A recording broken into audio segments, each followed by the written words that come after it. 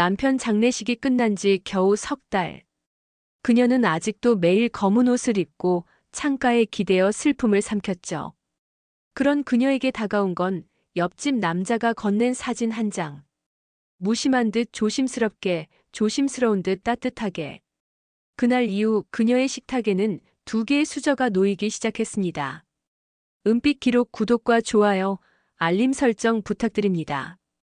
여러분의 작은 클릭이 영상 제작에 큰 힘이 됩니다. 감사합니다. 2025년 봄 서울 강북의 한 오래된 아파트. 비가 갠 오후 창밖에서는 물방울 소리가 뚝뚝 떨어지고 있었다. 김미라는 조용히 거실 창문 앞에 섰다. 유난히 쌀쌀했던 봄바람이 아직도 그녀의 마음처럼 스산했다. 남편의 장례식이 끝난 지 벌써 석 달이 지났다. 검은 옷은 아직 옷장 안에서 빠져나오지 못했고 식탁엔 여전히 하나의 그릇만이 놓여 있었다. 혼자 마시는 커피는 여전히 씁쓸했고 어쩌다 마주친 웃음은 곧 울음으로 번지곤 했다. 그녀는 평생을 누군가의 아내로, 누군가의 엄마로 살아왔다. 그리고 이제는 아무것도 아닌 자신으로 남겨졌다. 그런 생각에 멍하니 있다 보면 시간은 늘 너무 빨리 흐르거나 너무 느리게 지나갔다. 도서관 출근은 그녀가 유일하게 자신을 사람답게 만드는 시간이었다. 책에 얼굴을 묻고 서가 사이를 서성이다 보면 잠시라도 상실의 고통을 잊을 수 있었으니까. 조용한 공간에서 조용히 살아가는 법을 배우고 있는 듯했다. 그날도 평소처럼 도서관에서 마감 정리를 마친 뒤 돌아온 집 현관 앞. 문을 열려던 순간 그녀의 눈에 띈 갈색 봉투 하나. 흔한 청구서나 광고 전단이 아닌 누군가 직접 놓고 간 듯한 정갈한 봉투. 김미란 씨 앞으로라는 손글씨가 뚜렷했다. 그녀는 주변을 둘러보았다. 아무도 없었다. 망설이듯 봉투를 집어들고 현관 안으로 들어온 그녀는 주방 테이블에 그것을 조심스레 올려놓았다. 손끝이 가늘게 떨리고 있었다. 혹시 남편과 관련된 뭔가일까?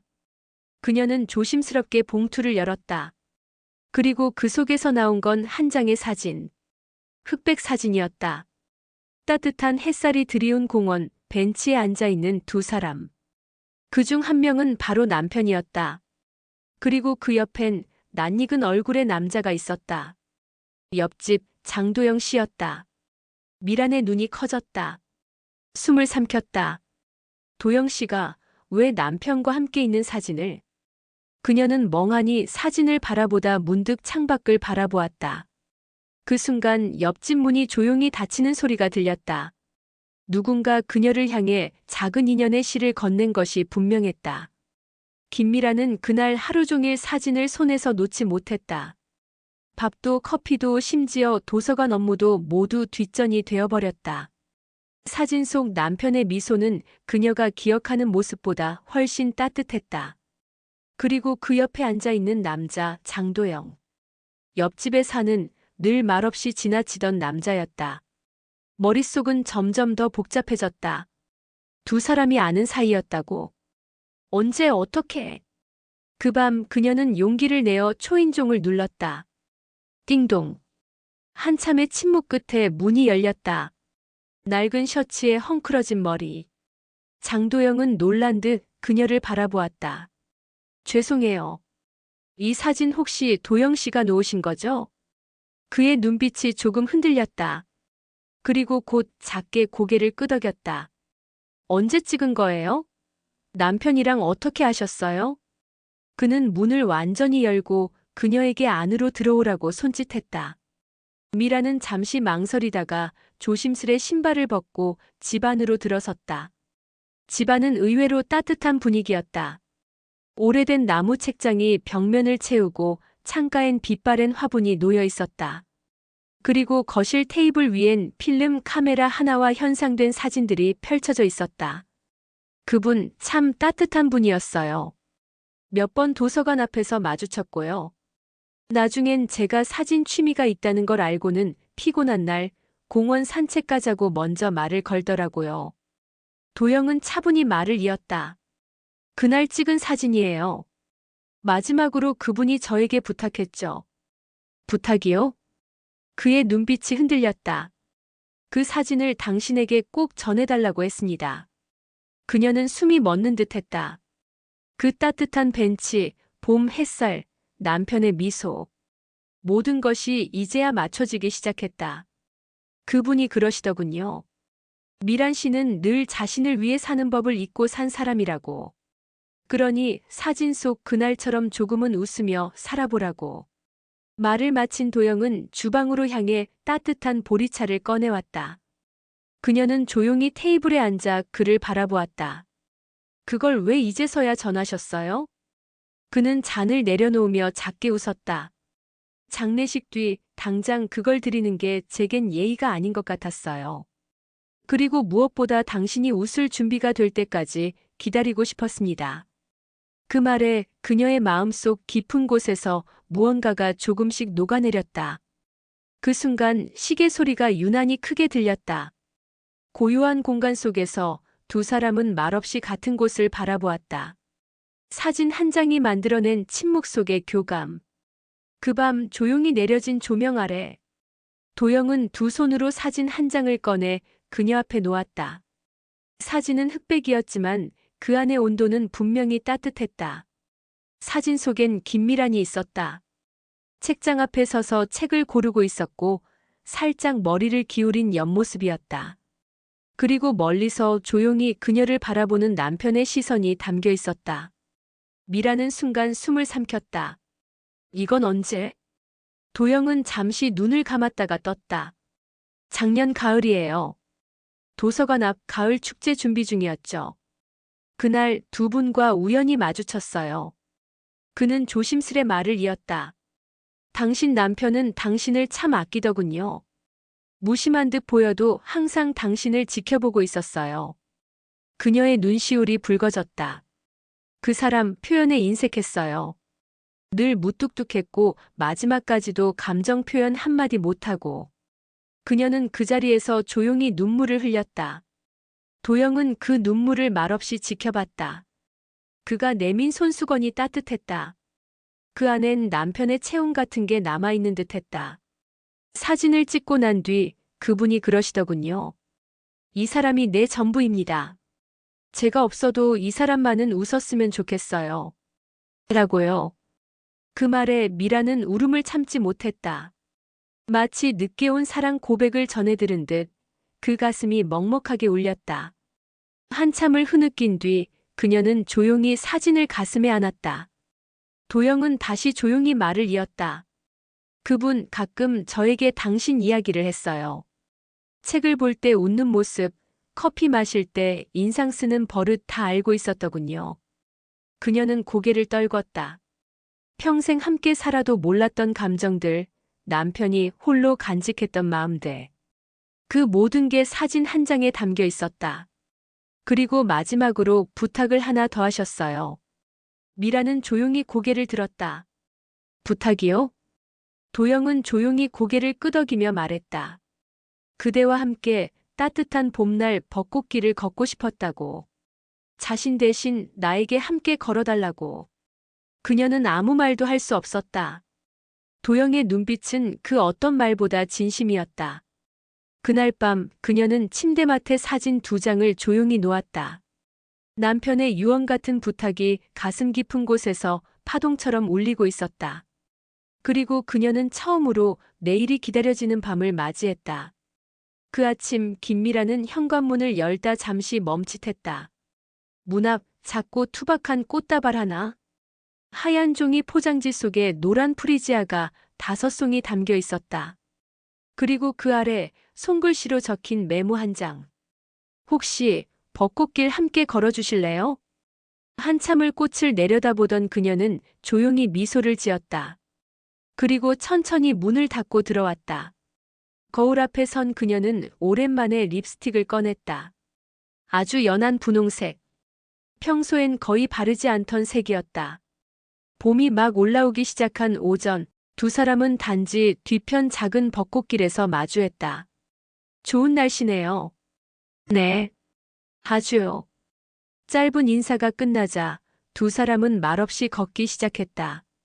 꽃잎이 흩날리는 길 위에서 두 사람의 발걸음은 묘하게 닮아 있었다. 이 길 자주 오세요? 도영이 먼저 말을 꺼냈다. 그녀는 작게 고개를 끄덕였다. 예. 남편이 살아있을 땐 가끔 같이 걷기도 했어요. 하지만 요즘은 그냥 혼자 걷는 게 익숙해졌죠. 그는 말없이 고개를 끄덕였다. 전 이 길이 조금 두려웠습니다. 그녀는 고개를 돌렸다. 왜요? 이 길에서 처음이자 마지막으로 누군가와 진심을 나눴거든요. 그게 당신 남편이었죠. 그녀는 걸음을 멈췄다. 그날 그는 내게 자신의 부족함을 말했어요. 미란 씨 앞에선 늘 담담했지만 속으론 늘 미안했다고요. 그녀는 입술을 깨물었다. 그 어떤 사과보다 그 어떤 고백보다 더 뼈아픈 진심이었다. 도영은 조심스럽게 그녀 옆에 섰다. 그분은 정말 사랑했어요. 당신을요. 표현은 서툴렀지만 그 마음만은 누구보다 깊었죠. 그녀는 눈을 감았다. 바람 속에서 남편의 목소리가 들려오는 듯했다. 미란아, 조금만 더 웃고 살아줘. 그 순간 눈물이 또르르 떨어졌다. 하지만 이번엔 슬픔보다 따뜻함이 먼저 밀려왔다. 고마워요. 그녀의 한마디에 도영은 살며시 미소 지었다. 두 사람 사이엔 말없는 이해가 흐르고 있었다. 그날 이후 그들은 가끔씩 벚꽃길을 함께 걸었다. 때론 말없이, 때론 옛 추억을 이야기하며. 하지만 어느 날부터인가 미라는 도영의 눈빛에 미세한 변화가 있음을 느꼈다. 그는 더 이상 대신 걷는 사람이 아니었다. 그녀의 오늘을 함께하는 사람으로 조금씩 다가오고 있었다. 이 안엔 당신이 몰랐던 이야기가 담겨 있어요. 도영의 손에서 건네진 작은 필름통. 김미라는 조심스럽게 그것을 손에 쥐었다. 차가운 금속 표면이 손끝을 간지렸지만 그 안에 담긴 무게는 결코 가볍지 않았다. 그날 저녁 두 사람은 도영의 거실에 나란히 앉았다. 오래된 필름 현상기가 작동하며 조용히 돌아갔다. 이건 그분이 직접 부탁하신 거예요. 당신이 이겨낼 때쯤 꼭 보여주라고. 필름이 돌아가는 동안 방 안엔 은은한 전등 불빛만이 흐르고 있었다. 현상된 사진들이 하나둘 화면에 투영되자 그녀는 숨을 삼켰다. 사진 속엔 다정한 풍경들이 펼쳐졌다. 미란이 길을 걷는 모습, 도서관 창가에 기대어 커피를 마시는 모습, 책장 앞에서 아이를 지도하는 듯한 모습까지. 그 모든 사진들은 멀리서 조심스레 찍은 것들이었다. 그리고 한 장 한 장 남편의 메모가 덧붙여져 있었다. 오늘도 커피는 입맛에 안 맞다고 인상 쓴다. 누구보다 부지런한 아내. 하지만 늘 자신을 뒤로 미룬다. 언젠가는 꼭 이 사람도 자기만의 인생을 살게 해주고 싶다. 그녀는 입술을 앙다물었다. 사진 속의 자신은 평범했지만 그를 통해 본 시선은 그 누구보다 따뜻했다. 그녀가 모르는 사이 남편은 매일 그녀를 바라보고 기록하고 사랑하고 있었다. 사진이 마지막 장면에 이르렀다. 남편의 손글씨가 화면 한 구석을 채웠다. 혹시 내가 먼저 떠난다면 이 사진들을 통해 미란이 나를 조금만 더 이해해줬으면 좋겠다. 그녀는 그 자리에 주저앉았다. 숨죽여 울던 눈물이 이젠 소리내어 흐르기 시작했다. 도영은 말없이 손수건을 건넸다. 그는 알았다. 이 눈물은 슬픔만이 아니란 것을. 그분은 당신을 누구보다 잘 알고 있었어요. 그러니 지금부터라도 당신도 자신을 아껴야 해요. 그녀는 고개를 끄덕였다. 이제야 그 사람을 제대로 이해한 것 같아요. 그날 밤 미라는 남편이 남긴 사진들을 천천히 앨범에 정리했다. 한 장 한 장 넘기며 다시 한번 그와 함께한 시간을 걸었다. 이제는 더 이상 눈물이 아닌 미소로 기억하려 했다. 도영은 조용히 그녀 옆에 앉아 있었다. 말없이 아주 오래전부터 그 자리에 있었던 사람처럼. 서랍 안 조심스럽게 꺼낸 흑백 사진 한 장. 사진 속에는 젊은 남녀가 바닷가에 나란히 앉아 있었다. 여자는 해맑게 웃고 있었고 남자는 그 옆에서 수줍은 듯 시선을 피하고 있었다. 도영은 그 사진을 조용히 내려다보았다. 그녀는 제 첫사랑이자 마지막 연인이었어요. 그의 목소리는 깊고 낮게 떨렸다. 김미라는 조심스레 자리를 잡고 앉았다. 그의 과거가 꺼내지는 이 순간, 그녀는 듣는 사람이 아닌 함께 걸어주는 사람이 되고 싶었다. 우린 대학 시절 만나 10년 넘게 함께 했어요. 결혼도 약속했고 부모님께 인사도 드렸죠. 하지만 그녀가 암 판정을 받았어요. 진단 후 1년을 버티지 못하고 떠났습니다. 그는 사진을 다시 서랍 속에 넣으며 고개를 숙였다. 그 뒤론 누구와도 깊이 연결되지 못했어요. 제 인생에서 누군가를 다시 받아들인다는 게 겁났거든요. 그녀는 그의 손에 가만히 손을 얹었다. 그 따뜻한 온기가 조용히 그의 슬픔을 감쌌다. 그래서 조용히 사진만 찍었어요. 사람들과 깊게 엮이지 않으면서 그들을 담는 일만으로도 충분했죠. 그의 시선이 천천히 미란을 향했다. 그런데 당신 남편을 만나고 그리고 당신을 보면서 문득 다시 걸어보고 싶다는 생각이 들었어요. 그녀는 말없이 그의 눈을 바라보았다. 말보다 더 많은 감정이 그 눈 속에 담겨 있었다. 혹시 오해하지 마세요. 이건 누군가를 대신하려는 마음이 아니에요.